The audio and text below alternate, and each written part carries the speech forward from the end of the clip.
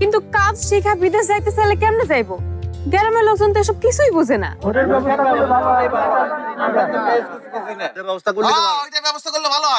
শোনেন শোনেন শোনেন, চিন্তার কোনো কারণ নেই, ওই বিষয়টাও আমাদের কাজের অংশ।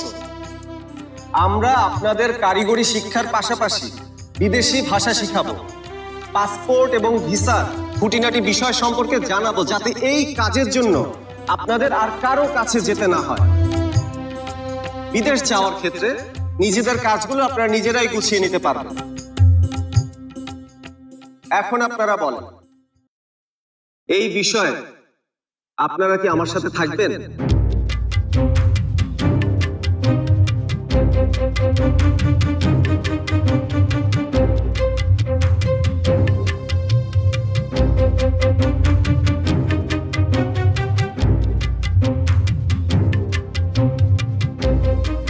কি মেয়েরা কথা কও না কে?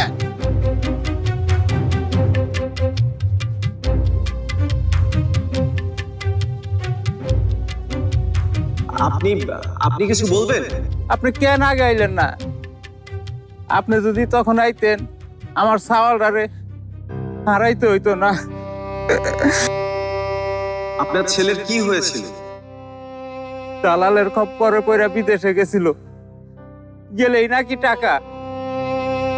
যা যা কইলো সব করলাম, জমি জমা বেচে পোলাটারে পাঠাইলাম, কিন্তু পোলা তো আর ফিরে আইলো না। ইটালি যাইবার যে সাগরে ডুবে মরু।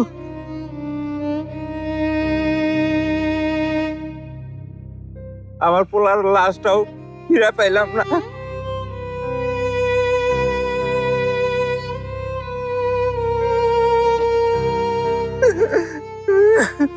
আমার মেয়েটারও অনেকদিন ধরে খোঁজ খবর পাইলাম না। টিভিতে কইলো আমার মেয়েটা নাকি অত্যাচার করে।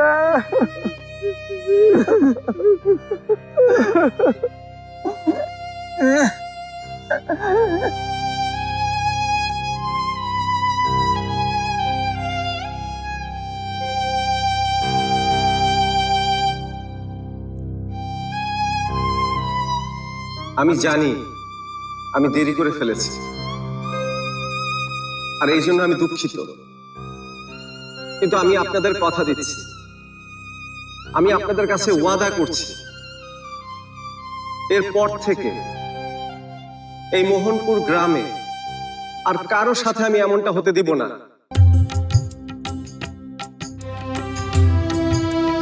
কারো সাথে না। এই বলে আমি আমার বক্তব্য শেষ করছি।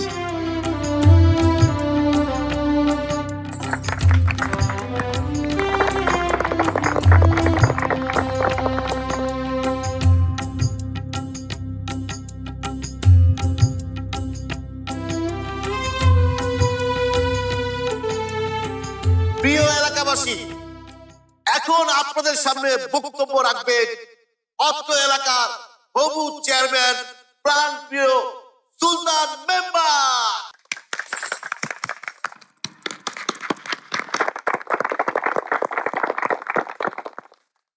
বর্তমান চেয়ারম্যান উপস্থিত থাকতে হবু চেয়ারম্যান বক্তৃতা দিব কেন? আগে ইলেকশনে পাশ করুক, চেয়ারম্যান হোক, তারপরে বক্তৃতা দেওয়া হোক।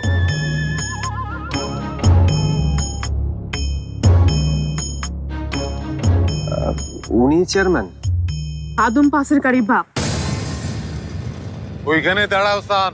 উরি বাবা, বই পেয়েছি বই পেয়েছি। না, তোমার কথা মতো এইখানেই দাঁড়াইলাম, কিন্তু আমি একটা কথা বুঝতে পারতাছি না সুলতান মেম্বার, একজন মেম্বার হইয়া চেয়ারম্যানের পথ আটকাও, এত সাহস তুমি কোথায় পাইলা? সাহস তো তোমারই বেশি দেখতে আছি স্যার মিয়া। তা না হইলে কি সব যাই না শুনা তুমি আমার সমাবেশে আসো? অনুমতি ছাড়া সমাবেশ করবা, আর আমি কি বৈশা বৈশা আঙ্গুল চুষবো নাকি? তাই করো না। চেয়ারম্যান হয়ে তো গত 5 বছর তাছাড়া আর কিছু করো নাই। মুখটা আমার বরাবরই বেসামাল, সেটা তো ভালো করে জানো সুলতান মিয়া, কিন্তু তোমার চোখটা তো এত উপরে ছিল না, চোখটা নামায়া কথা বলো।